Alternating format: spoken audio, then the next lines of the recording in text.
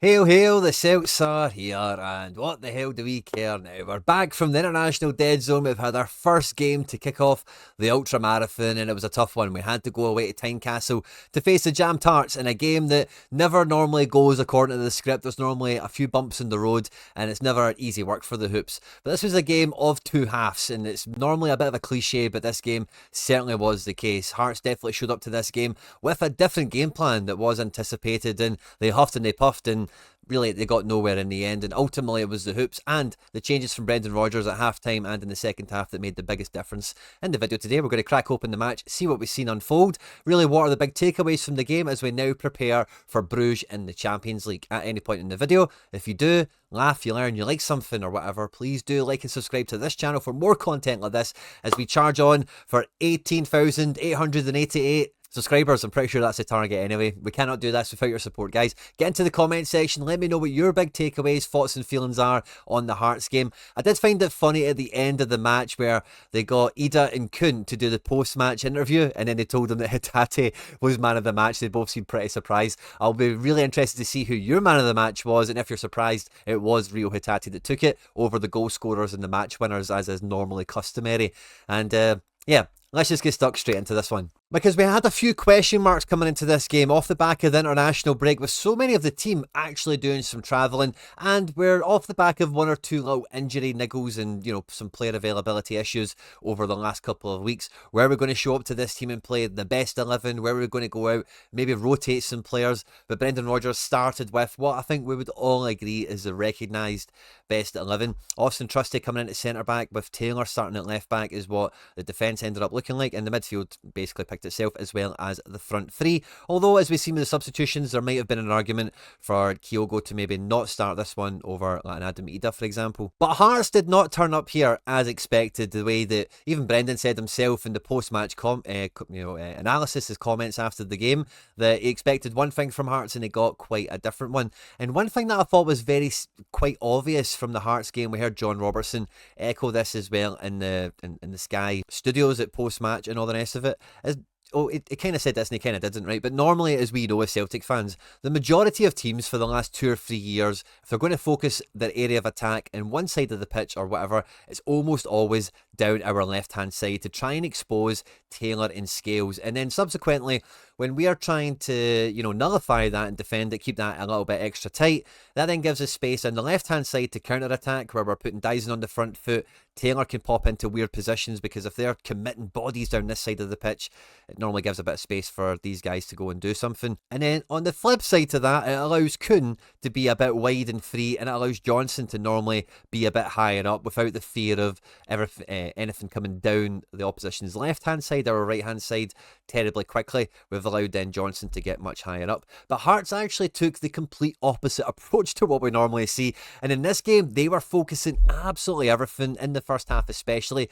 down our right-hand side, which meant Alistair Johnson, yep, just double checked, I don't remember him crossing the halfway line in the first half. It really did feel that he was very much in defence this whole time, and it did feel that there was much more pressure on Vickers and Trusty to try and get the ball out of defence, especially on this side of the pitch here. Just felt that they were much more ready, willing and able to go man for us in midfield with their midfield three like they did, but then with their front three they were really going to be focusing and concentrating on this side of the pitch here. They know that this is the side of the pitch that we were coming into this game default. This is the side that we want to try and go down and attack, and they were ready to put bodies over here, try and turn the ball over quickly, and with Shankland maybe dipping in to deeper areas, allowing Forrest to maybe go further and beyond him here. Hearts had a number of chances in the first half, and the majority of them came down this side of the pitch here, whether it be overlaps from Penrice, whether it be channel balls in the inside from Penrice. It just felt that they were very well rehearsed, Hearts, on this side of the pitch here, and it did kind of catch us, I wouldn't quite say cold, but certainly by surprise, because almost nobody tries to focus down our right hand side. But it did mean that Nicolas Kuhn, who normally we've seen already this season has a great work ethic, has a great engine for getting back and being defensive, it asked bigger questions of him. It was very much more apparent, you know, if he was coming all the way back to defend on this right hand side, or if he was just getting caught out by half a yard or so, or in two minds whether to come back or to hold the space high. And that's when we got Penrice really overloading down this side here, and nice crosses away, creating nice cutback opportunities for the likes of Shankland, Spittle, and one or two others. And really, the opening stages of this game were quite nip and tuck, you know. But the midfield was where I was really focused on coming into this game, especially pre-match here. And like Crichtley, the Hearts manager, basically did tell us his game plan in the pre-match interview. He did with Sky, saying he wanted to go man for man in midfield, and they were really going to try to ask some big questions of Celtic, and he was going to learn a lot today about his squad. And you did feel that from the midfield three, that they were really effective at just cutting off passing lanes. And for me, like, Engels in the first half was just absolutely isolated, absolutely cut off from everything. He was never really to be seen defending, and whenever we did get into attacking areas, like, because we clicked on that they wanted to attack down the right hand side, it then makes it much dangerous for us to play the ball down that side of the pitch, like during the first half. So quite often we were trying to go down the left, trying to get the ball into Rio, trying to get the ball into Dyson especially, and really not much of it really did work out too much in the opening 5 or 10 minutes. But we did get some great balls from McGregor coming from deep, trying to find one right down the channel for Kyogo, and really Kyogo should be eating up some of the chances that he got in this game. And right before that, McGregor had picked a lovely ball out from deep for Dyson Maeda as well, really breaking the offside trap, and Dyson was super unlucky not to open the scoring at that point. But we were already in the early stages of the match, asking for McGregor to break the lines, to go over the play and try and find the attacker straight off, because Engels wasn't offering anything, wasn't doing anything himself, and Hatate was really quite far away from McGregor. The midfield shape that we've seen in this game was very similar to maybe the slightly older midfield shape that we've seen earlier this season, where Hatate is pitched out on one side, Engels is pitched out on the other, and we're looking then to, you know, play the ball out of the back, create the web with McGregor and Taylor, and then go try and play forward. But with Devlin, Beningame and Boateng in here, they just were exceptional at cutting off passing lanes and making it really difficult for us to play in between the lines and break the lines with passes. And it meant quite often we were going out into wide areas. And this Oyegoke, if that's how you say his name, 50-50, man for man, shoulder to shoulder with Dyson, was very, very good. So much so, this is probably the most petulant we've seen Dyson Maeda, where normally when Dyson's given away fouls and that kind of thing, I think normally most of the time he's been quite hard done to. He's not really fouling people or anything, or just maybe taking a bit of a dive, and he's just really high energy, and because of that, you know, they freak out, and, you know, the ref buys the show and gives away the fouls. But in this game, like, Dyson was late. Dyson was like kicking people. You know, he was very, very frustrated that he was getting put on the ball and he really wasn't making much happen with it. And this big guy here put in a good shift on him, it must be said. And again, in that opening 10-minute spell, you'll probably remember quite well Rio Hatate like holding a guy off, being really strong on the ball, taking his time to turn and pirouette before trying to slide it in for Dyson. I think it could have been Taylor down the left-hand side. But yeah, generally in the first half, anything good we were doing was coming down our left, which, you know, is a side of the pitch we're normally really good on. But for me, Trusty really made it extra difficult for us to play out from the back like we normally do and progress the ball nice and quickly. Generally, whenever Hearts were going to like drop off, like if we had Engels up here, Hatate up here, midfield would, you know, try and block those lanes. Spittle and Forrest would come in quite tight with them as well. Shankland would drop a bit deeper. And when these players had the space that they have here on screen, Trusty and Vickers and Taylor and all the rest of it, one of them, normally Scales, grabs the game, grabs the game by the scruff of the neck, but takes control, takes ownership of the situation, and will just charge up the pitch until he's confronted with someone before then laying the ball into Taylor or Hatate, if, you know, normally Hatate's out here if it's these types of situations, or maybe slide it down the channel for Scales, for Dyson, I beg your pardon. And Scales himself is normally quite good at trying to play one or two balls a game quite direct into Kyogo. But Trusty, it just felt like whenever he was in this area of the pitch here, did not want to carry the ball, did not want to move up the pitch, did not want to put Hearts back. He was quite willing and able to just keep the ball, giving the ball to Carter Vickers. And really, Vickers, like a few occasions, did have to make that journey up to the halfway line with the ball, which normally isn't his role in the defence, because when he gets here, his passing is very like one-dimensional. You know, Vickers doesn't really lose the ball, doesn't make any very many bad passes, but he doesn't really have a great range of passing. So when we're then like building up in this way from the back in the first half, when they're blocking it in so tight like they are, it just made it so difficult to actually create some chances and get some space away. And although they could have scored 3 or 4 over this game with some of the opportunities they made, between Kyogo and Dyson in the first half, we could have certainly had a goal or two that we never got. And when this game finished up, the kind of opening periods, and we're into like half an hour into the match, and there's still not a goal, and it's getting a bit tense, you know, like possession, you know, when we're on it and we're starting to get pressed and harried by them, there's certainly a little bit of nerves because 1 or 2 passes, a run down the line, and hey, shots are getting, they were getting shots away. It was pretty clear. And that's the way football is. Sometimes you just have to, accept that you're going to be against the grain, you're going to be against the run of the ball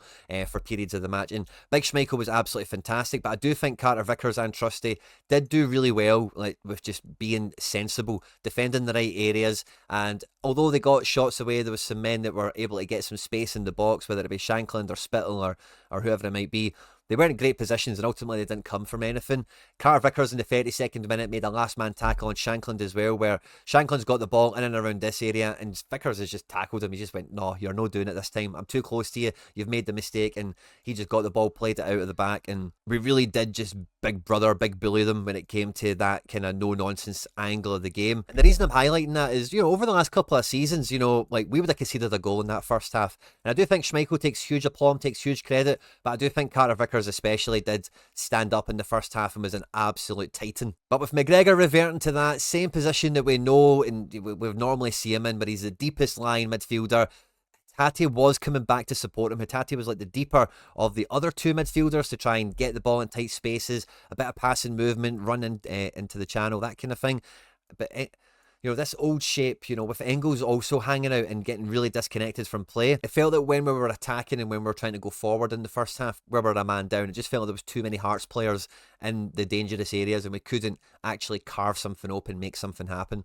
But at half-time, we made a little bit of a change. I don't know if Engels was necessarily brought more into the game, but I certainly felt that Engels got a bit more narrow and was being a little bit closer to McGregor, and we got a much freer, much more forward-thinking Rio Hatate out for the start of the second half, and we really did come out swinging very quickly. In the 49th minute, Kyogo gets a chance that I've put in my notes as Kane-esque, if any's seen Harry Kane's goal from the weekend, but the ball gets played through, he brings it down, and he's just not able to really get the chance away. And really, this was the second or third opportunity in this game where I felt that Kyogo really should be eating these chances up. He is a born goal scorer. He's meant to be the finisher, and some of the chances that we were creating for him, like pure-blooded, cold-blooded killer finishers, should have been taking at least one or two of the chances. Even in the first half, I forgot this one earlier, but we were bursting down the left. Dyson was able to be played through on the channel, and Kyogo shoots from around fucking here at 0-0.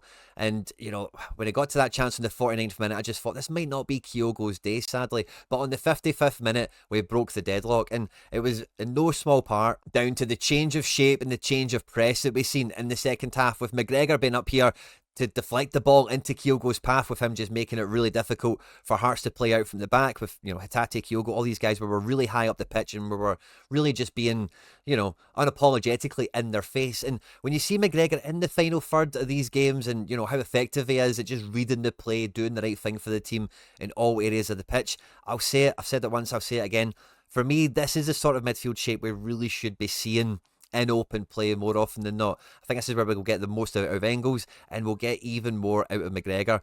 But there is this gravitational pull for McGregor to be the middle of the three, because he's the metronome. He's the guy that gets the ball out of defence, dictates play, and then decides what side of the pitch we're going to attack. But again, when you see him be this effective in the final third, I know it's a deflection, it's a block or whatever that he's made from a clearance, but he's getting up in their faces. Those crosses he was making in the first half as well, we didn't see any of that from Engels. We've seen very little of it from Hatate. Hatate's play is a little bit different to McGregor, and different's not worse, certainly, it's just different.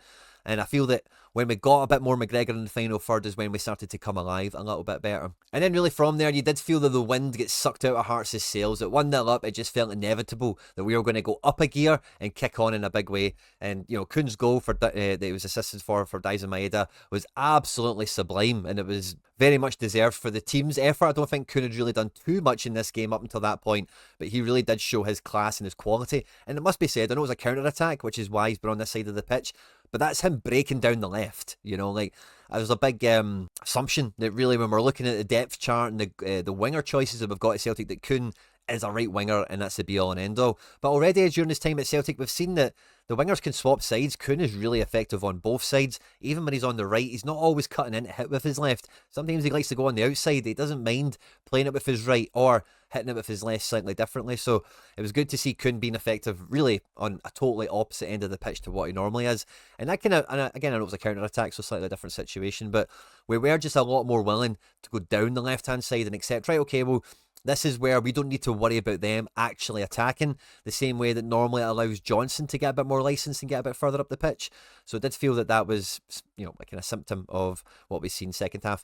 As soon as we went 2-0 up, but Brendan started to ring the changes, with who I think are the two guys that are generally the first ones to come off the bench. If it's free, we'll probably throw Adam Idah in, who wasn't too far behind him, but Forrest comes on for Dyson Maeda, and for me, this is Dyson again outside of the semi-final. He's had this little bit. He's been kind of off recently, hasn't he? And I think again we've seen a little bit of that on this game here. Of course, he leaves the match with an assist for Kuhn, of course, but it wasn't a big surprise that he was first to come off, get him a wee bit of extra rest, and go get Forrest on the pitch. And then we get Bernardo on for Engels, and it must be said, by the way, I thought Bernardo would have probably came on and maybe allowed McGregor a bit more further forward, or sat next to McGregor and just gave Hatate in the front three just even more license to go.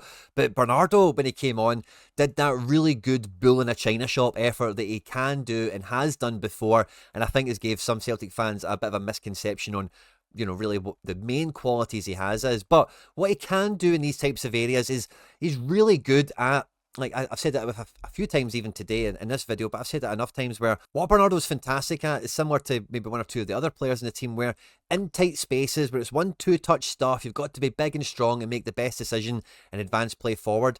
He can do a lot of it very quickly without thinking, as long as it's what's in front of him. The problem with Bernardo is when you put him on the ball and you give him time and space, he's not going to really cut open teams the way that some of the other midfielders that we have in the club do or have done in the past. But one thing with Bernardo is that really you can always rely upon him to do kind of the right thing at the right time. You can always rely upon him to give every ounce of effort that he's got.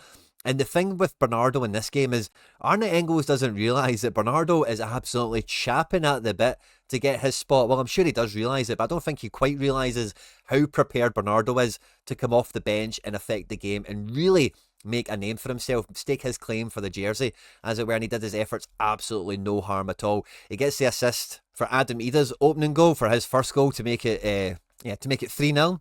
And really, it gets Hatate out of jail here. Hatate picks up a nice position, tries to play the ball through, but you can really feel that Hatate is running on empty at this point, and really, he's played the ball and it's going nowhere. And Bernardo does not give up the ghost. He's straight on the pitch. His batteries are fully charged and ready to go, and he does not give up on it. He makes sure he gets on the end of it. He makes sure he does the right thing, getting into Adam Idah to also make it 3-0. And really, then the result is beyond doubt, it's beyond question.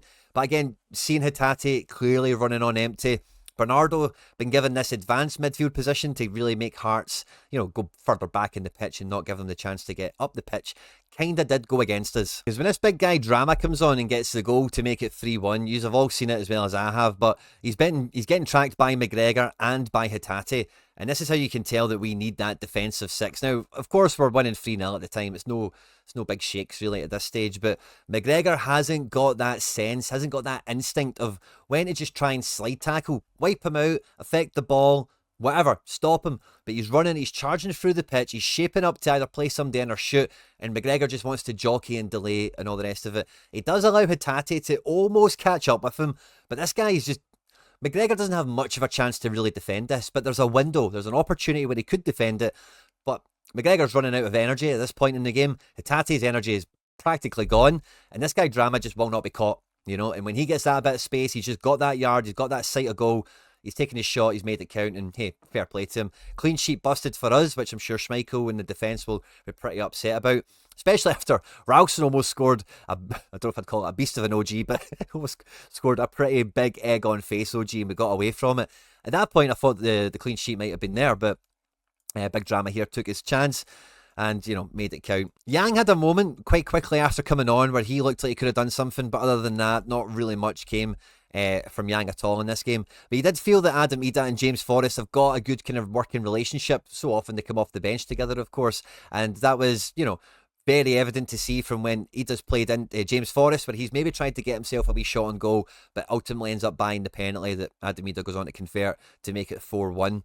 And it's good to see, we've been quite quick on the channel to kind of highlight and promote the great work that's going on the right-hand side when we've been doing really well in matches. Kuhn, Engels and Johnson building really nice triangles on the right-hand side there, especially what we've seen last season and the year before with the likes of Hatate, Taylor, Dyson, on the left-hand side. So seeing more players get that kind of relationship going with each other. And I do feel for Adam Idah, you'd like to see him maybe start to build those relationships with the likes of Nicolas Kuhn, maybe Dyson Maeda as well, but Dyson's, supply distribution isn't the best, so maybe that's not a high value thing to work on, as it were. But Forest, again, very similar to a lot of the better players in the team. Just do the right thing at the right time. And yeah, they might not be the fastest player in the world, might not be the strongest, but you know that when you put them on the ball, they'll do the right thing for the team 9 times out of 10.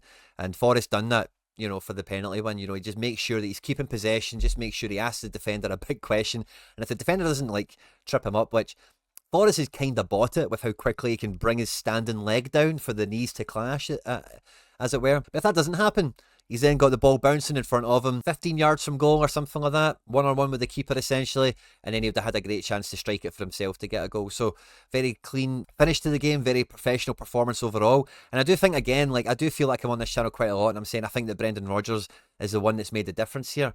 And I think, again, not just his selection with players off the bench, but the change that he made at second half, the identification of where Hearts' strength were, and really where we were missing an opportunity was firmly at, the managerial department, the coaching staff, Brendan Rodgers, for doing that. And really, we finished this game 4-1. A year or two ago, Hearts could have easily scored the first goal, or maybe scored 2 goals in this game, and made it a much more difficult game to win if we would have even went on to win it in that kind of situation, or it might have been drop points. And this weekend there was a lot of drop points across Scotland, so winning a game like this, the first half was super tight, could have went away from us, and coming back to make that win with really flexing the whole squad out. If you look at how the team finishes this, it is a massive 3 points, and really it should give the team, not even more confidence. You've got to think right now as at an all-time high, is at max confidence right now, but keeps them on that level and keeps them moving forward with the game plan is working, the squad is very harmonious, and everyone is playing their part. If we have a look at the player ratings for this game, one of the most striking things about this for me is that every attacker, with the exception of Yang, maybe, right, but every main attacker that is in the proper depth chart for the team got involved in something.